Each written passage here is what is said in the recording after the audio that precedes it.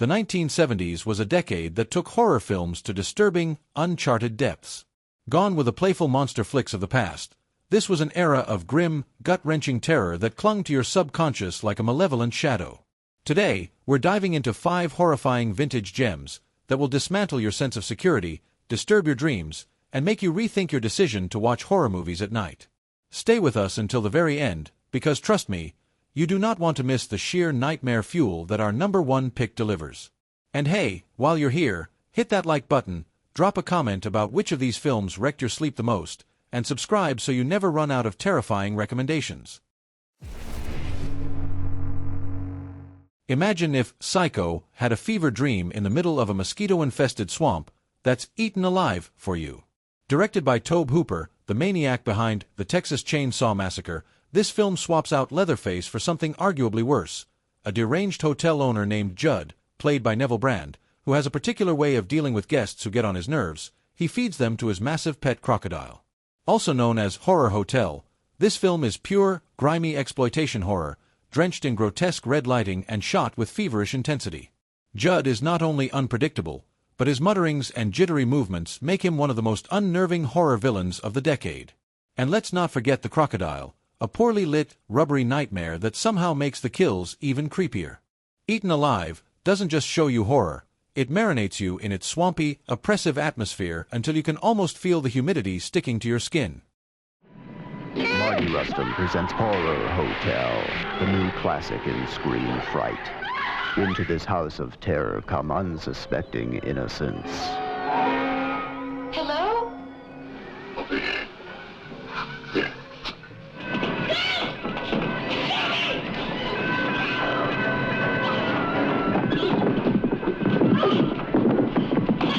Horror Hotel, created by Tobe Hooper, the maker of that horror classic, The Texas Chainsaw Massacre.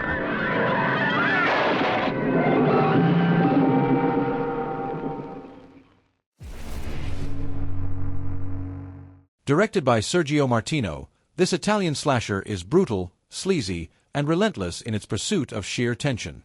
The plot follows a group of university girls vacationing in the countryside, only to be hunted by a masked killer with a penchant for strangulation and power tools. The violence here isn't just shocking, it's methodical. Martino plays a cruel game with the audience, teasing out long stretches of suffocating suspense before unleashing absolute carnage. The final act of Torso is a startling claustrophobic terror. Just imagine being trapped with a murderer inside a house of corpses. Every frame feels thick with dread, every shadow a potential hiding place for the unseen menace. And when the mask finally comes off, well, let's just say the reveal is as disturbing as the road it took to get there. What you see on the screen is not a product of expressionist art. What you have here are fragments of cloth. Our scientific analysis leaves no doubt whatsoever.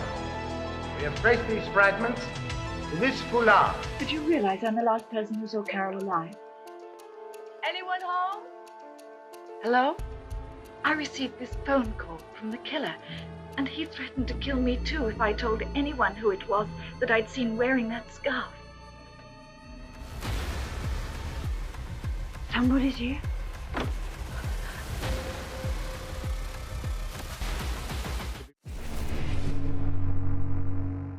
This movie is what you get if The Omen had been written by Mark Twain's evil twin. Directed by Robert Mulligan, The Other is a deeply unsettling slow-burn psychological horror that seeps under your skin.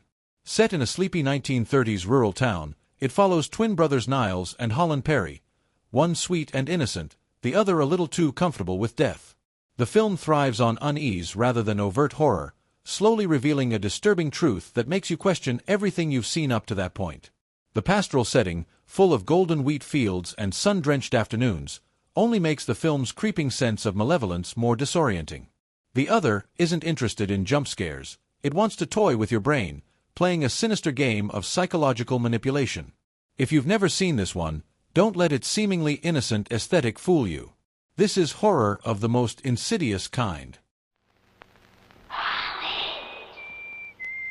Where is the baby? For 300 years they lived in this place. The generations were rich with love. That summer they shared a secret life. In the apple cellar. In the night. Holland, where is the baby? Something awful could happen. We can still play the game. She doesn't have to know. We could play it in secret. Ada knows everything.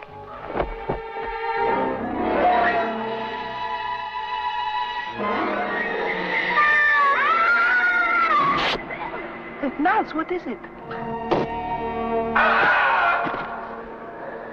Tell me, what is it like? It was a summer of secrets. Secret treasures. Secret places.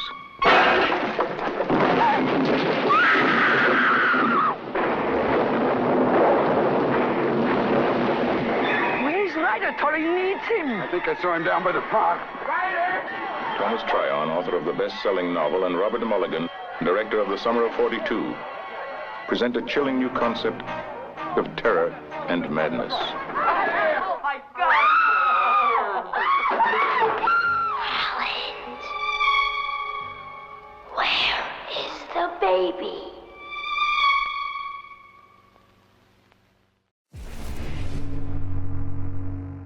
Ever feel like your neighbors are just a little too perfect? The Stepford Wives takes that nagging paranoia and cranks it up to bone-chilling levels. Directed by Brian Forbes and based on Ira Levin's novel, this film starts off like a suburban drama before morphing into a nightmare about control, submission, and the loss of self. Joanna Eberhardt, played by Catherine Ross, is a photographer who moves with her husband to the idyllic town of Stepford, only to notice something deeply off about the women there. They're all eerily beautiful, mindlessly devoted to housework, and incapable of independent thought. What follows is a slow, suffocating descent into realization, as Joanna uncovers the horrifying secret behind Stepford's perfect wives. The horror here isn't about blood or monsters, it's about power and conformity, wrapped in a chilling allegory that remains just as relevant today. The final sequence, in which Joanna confronts the truth, is one of the most hauntingly quiet moments in horror history. In the town of Stepford, the men are getting exactly what they always dreamed of, perfect wives, and the dream is becoming a nightmare for the Stepford Wives. A very modern suspense story from the author of Rosemary's Baby. They were telling me about the Men's Association. Right now, it's strictly men only. We moved here about 2 months ago, and Ed joins this men's association. Anything that gets him out of the house nights is fine with me. I want to please him now. Charmaine's changed, Carol Van Zandt's changed, and so have all those other women's club members. I'm getting the hell out of Stepford. Charmaine changed, Carol Van Zandt changed. She's changed. And stop telling me I'm crazy. I think the men in the association are behind it. And my time is coming.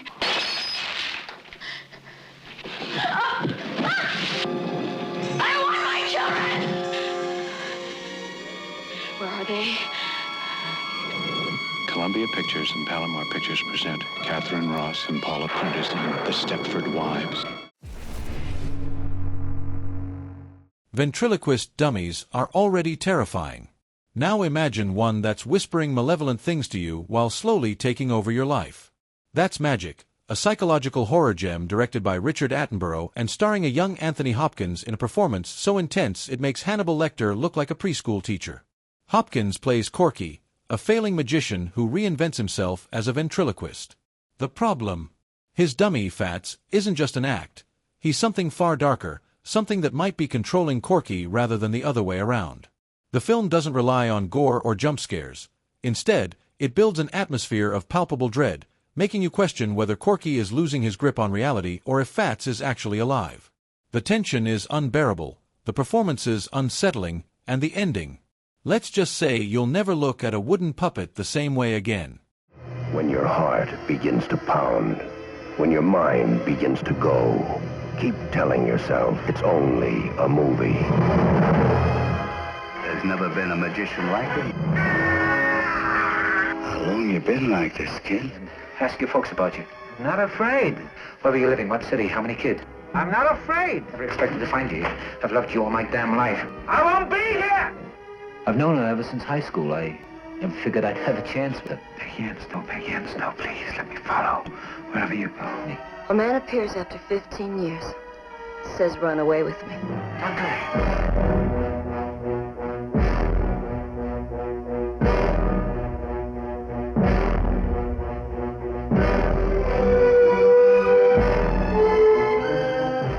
So, there you have it.